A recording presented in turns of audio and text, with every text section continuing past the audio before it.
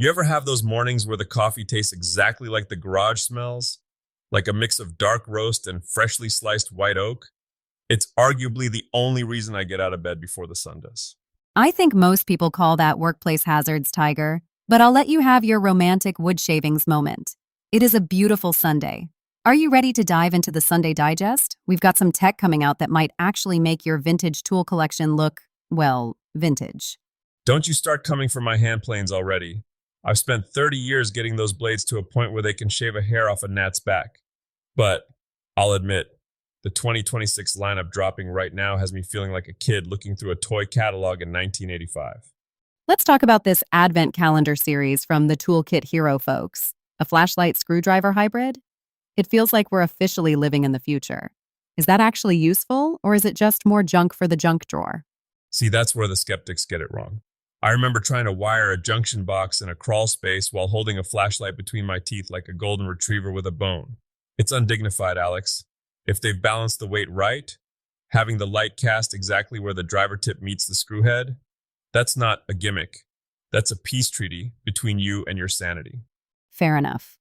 No dental bills for the DIYers this year. Speaking of sanity, Metabo is finally coming through with those next-gen cordless nailers. You've been grumbling about cycle times since the spring. Because there is nothing, absolutely nothing, more soul-crushing than a cordless nailer that has to breathe between shots. You're up on a ladder, you've got a piece of crown molding held perfectly in place with your left hand, your shoulder is screaming, and you pull the trigger, and the tool just goes, "We're clunk," like it's filing its taxes. So you're saying the August launch is a big deal? If they've truly solved the sink depth consistency like they're claiming, it's a game changer. I want my nails to sit exactly a 16th below the surface every single time, whether the battery is at 100% or 5%. If Metabo pulls that off, I might actually stop complaining about them for a week. I'll mark my calendar for that week of silence. It'll be a miracle. But wait, I have to ask about this DeWalt and Craig collaboration. The Edge Domino Loose Tenon tool? That sounds like fighting words for the high-end European tool fans. Oh, the Green Tool guys are going to have a full-blown crisis over their morning muesli. For years, if you wanted a loose tenon joiner, you had to sell a kidney to afford the brand from Germany.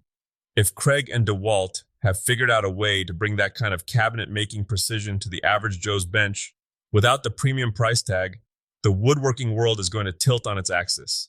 It turns furniture making from a chore into something that's actually, dare I say, fun? Okay, shifting gears from the shop to the job site, we need to talk about this HVAC shift you flagged in the report. It's not just about fixing air conditioners anymore. It's about data center cooling. That sounds intensely technical. It's a whole different animal. We're moving away from just blowing cold air around these AI server farms. They run so hot, you could practically grill a steak on the casing. They're moving to liquid cooling. It's more like being a high-end plumber for a supercomputer than a traditional HVAC tech. You mentioned it's a high-paying bet for veterans. Why specifically this niche? Because a server farm can't have a bad day. If the cooling fails, millions of dollars in hardware melt. They don't just need a guy who can read a thermostat. They need someone who understands smart circuitry and high-pressure liquid systems. It's the special forces of the trades right now. If I were 20 years younger and didn't have sawdust in my lungs, that's where I'd be putting my chips. You'd also have to learn to love smart heat pumps, though. Are you ready for the heat pump revolution, or are you sticking with your old furnace? Look, I'm a sucker for the old cast iron radiators that clank in the night, but the efficiency of these new smart heat pumps is undeniable. The tech has finally caught up to the promise. If you're a technician and you aren't learning how to integrate these things into a smart home mesh network, you're basically a blacksmith trying to fix a Tesla. You've got to evolve or get left in the scrap heap. Let's talk about the business side, the maker moguls. You've been looking at the Etsy trends, personalized organization, and sustainable tech accessories. It feels like people are tired of plastic, doesn't it? Totally. People are craving something that feels like a human actually touched it. But here's the mistake I see newcomers making. They list an item and call it wooden tray. Alex, there are 4 million wooden trays on the internet. You might as well call it thing made of tree. So what's the move? Your suggestion of hand-charred walnut serving tray, why does that work better? It tells a story. Hand-charred implies a guy with a torch and some sweat on his brow. Walnut implies quality. You aren't just selling a place to put your keys, you're selling a piece of a craftsman's afternoon. That's what the algorithm wants to see, but more importantly, that's what a buyer wants to feel. You have to use those long tail keywords or you're just shouting into a hurricane. It's about the SEO funnel, right? Moving from the broad, I want a gift, to the specific, I want this specific artisan piece.